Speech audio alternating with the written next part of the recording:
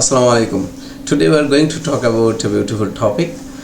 তোমাদের তৃতীয় অধ্যায়ের ফিজিক্স থেকে আমরা আলোচনা করব। তো চলো, আশা করি তোমরা তোমাদের প্রিভিয়াস যে পড়াগুলো রয়েছে বাসার সেই পড়াগুলো পড়তেছো এবং আমার প্রিভিয়াস লেকচারগুলো দেখছো। আর যদি কেউ দেখে না থাকো, অবশ্যই সিরিয়ালি আমার এই প্রোগ্রামটা দেওয়া হচ্ছে, এই প্লেলিস্টটা তৈরি করা হচ্ছে, তো তোমরা সিরিয়ালি দেখে আসো, তাহলে তোমাদের জন্য সুবিধা হবে। তো চলো আমরা দেরি না করে শুরু করি। Let's get started. তোমরা দেখতে পাচ্ছ আজকে আমরা শুরু করব তৃতীয় অধ্যায় থেকে তাপের যান্ত্রিক সমতা, তাপের প্রকৃতি ও যান্ত্রিক সমতা। যেহেতু গতদিন আমরা একটা লেকচার দেখেছিলাম এই অধ্যায়ে, আজকে এই লেকচারের মাধ্যমে আমরা এই অধ্যায়টা শেষ করে ফেলব। এবং এই লেকচারে এই যে বড় একটা কোয়েশ্চেন আমরা করেছিলাম, আশা করি তোমাদের স্মরণে রয়েছে। এবং আজকে আমরা এরই ধারাবাহিকতায় আর একটা কোয়েশ্চেন সলভ করবো, সেটাও খুব গুরুত্বপূর্ণ।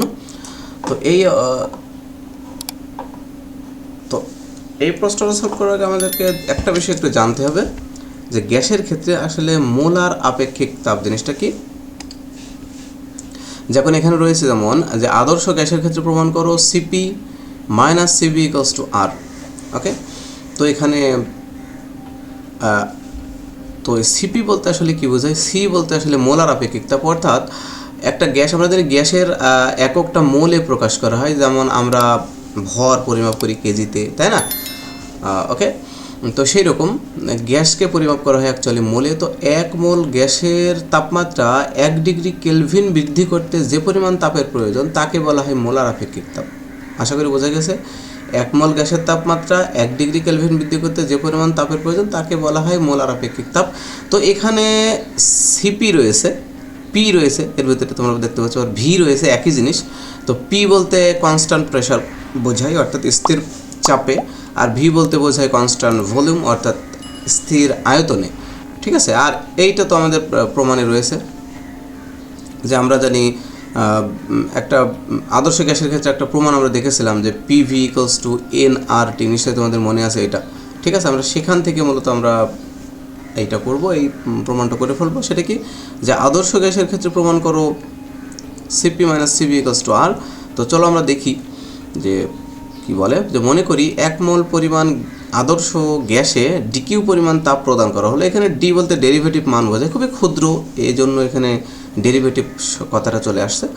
এই অবস্থায় গ্যাসের তাপমাত্রা, আয়তন, অন্তঃস্থ শক্তি, তাপমাত্রা হচ্ছে ডিটি, আয়তন হচ্ছে ডিভি, অন্তঃস্থ শক্তি হচ্ছে ডিইউ।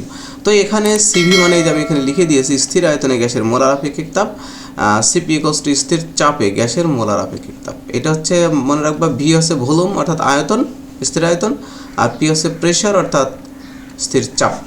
তো আমরা জানি এই যে আদর্শ গ্যাসের ক্ষেত্রে পিভি ইকুয়ালস টু এখানে ছিল এন আর টি। এন বলতে এখানে 1 মোল বোঝায়, এই জন্য এনের মান যদি তুমি 1 বসাও তাহলে কিন্তু পিভি ইকুয়ালস টু আর টি হবে।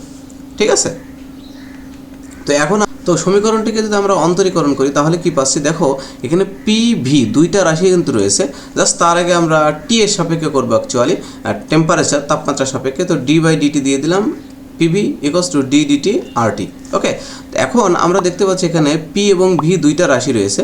এই পি এবং ভি দুইটা রাশিকে আমরা ইউভি সূত্রে আমরা ফেলতে পারি যে u d d x v plus v d d x u, অর্থাৎ ইউকে রেখে ভি এর ডিফারেন্সিয়েশন প্লাস ভিকে রেখে ইউ এর ডিফারেন্সিয়েশন। এই সূত্র আমরা তো জানি। তো দেখো সেটাই করা হয়েছে, পিটা আগে রাখলাম, তারপরে ডি ডিটি ভি, এই যে ভিটা উপরে দিয়ে দিলাম জাস্ট, প্লাস একইভাবে ভিটাকে আগে রাখলাম ডি ডিটি পি, অর্থাৎ ডিপি বাই ডিটি। ওকে, পিটা পাশে না দিয়ে আমরা উপরে দিয়ে দিলাম, এটা জাস্ট ইউভি সূত্র ফেলে দিলাম। এখন দেখো এটা জাস্ট আমরা আরটা কনস্ট্যান্ট, আরটা আগে বসে গেল, আর এই যে ডিটি বাই ডিটি, অর্থাৎ এই যে টিকে আমরা যদি টি এর সাপেক্ষে ডিফারেন্সিয়েশন করি তাহলে 1 হয়ে যায়। ঠিক আছে, তো মনে রাখার জন্য আমি সহজ কৌশল বলছি যে আর ডিটি ডিটি কেটে গেলে 1 থাকে, একই কথা। অর্থাৎ টিকে টি এর সাপেক্ষে ডিফারেন্সিয়েশন করলে 1 হয়, এটা আমরা আগে থেকেই জানি। পরের লাইনে কি বলছে দেখো, এই জিনিসটাই থাকবে পরের লাইনে। এই যে ডিটি বাই ডিটি মানে 1 হয়ে গেছে, আর এখানে শুধু আর থেকে গেছে। এখন দেখো বন্ধুরা, এখানে এটা একটু খুব ইম্পর্টেন্ট যে এই যে ডিটি কিন্তু নিচে আছে, এই যে ডিটি নিচে আছে, তো এইটা একটা লসাগুর মতো কাজ করবে, যদিও এটা পুরোপুরি লসাগু নয়, এটা ডিফারেন্সিয়াল ক্যালকুলাসের একটা বিষয় রয়েছে এখানে।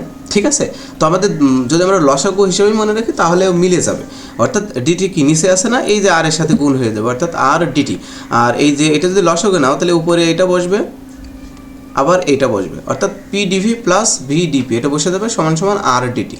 ওকে, এখন পরবর্তী লাইন আমরা দেখতে পাচ্ছি যে ডিপি প্রেশারটা খুবই কম, যেহেতু ডেরিভেটিভ মান, এই প্রেশারটা কনস্ট্যান্ট মানে প্রায় জিরো আর কি।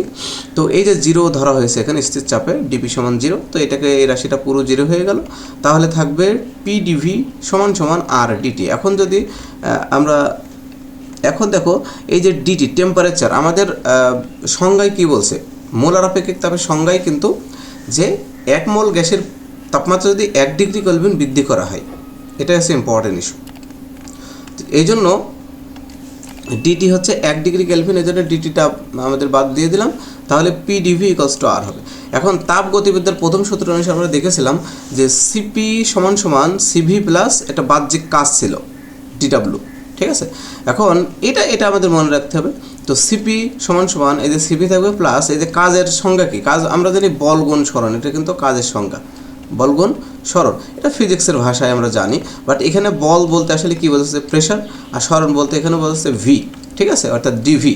আর ওকে, এই জন্য পিডিভি গুণ করলে অ্যাকচুয়ালি ডিডাব্লিউ হয়, তো সেটা আমরা এখানে দিয়ে দিলাম। এখন এই যে পিডিভির যে মানটা রয়েছে উপরোক্ত সমীকরণে, সেটা আমরা এখানে বসিয়ে দিলাম, সিপি সমান সমান সিভি প্লাস পিডিভি মানে হচ্ছে আর।